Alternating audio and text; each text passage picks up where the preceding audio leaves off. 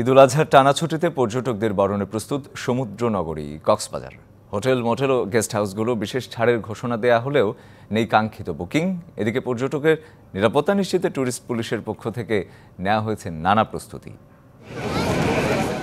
টানা সরকারি ছুটির দিনগুলোতে কক্সবাজার সমুদ্র সৈকত সহ বিনোদন কেন্দ্রগুলোর দৃশ্য বদলে যায় পুরোপুরি। পর্যটকের আনাগোনায় উৎসবের আমেজ বিরাজ করে হিমছড়ি, ইনানি, পটুয়ারটেক, মেরিন ড্রাইভ শহরের বার্মিজ মার্কেট ও রামুর বৌদ্ধবিহারগুলোতে। এবারের টানা ছুটির দিনগুলো বর্ষা মৌসুমে হওয়ায় সাগরের প্রাকৃতিক অপরূপ দৃশ্য দেখতে লাখো পর্যটকের সমাগমের আশা হোটেল, মোটেল মালিকদের। পর্যটকদের জন্য এবার আবাসিক হোটেল, মোটেল ও গেস্ট হাউসগুলো বিশেষ ছাড়ের ঘোষণা দিয়েছে।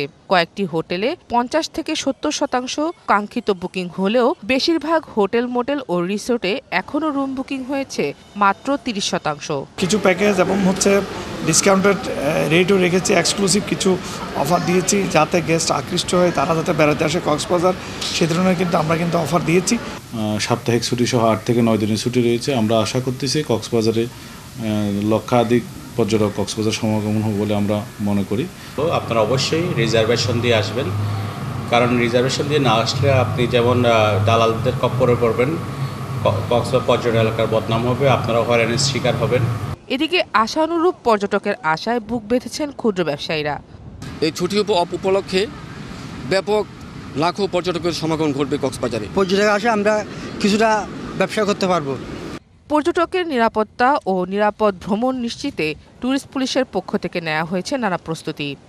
ডলফিন মোড় থেকে হিমছড়ি পর্যন্ত আলাদা আমাদের টিম থাকছে।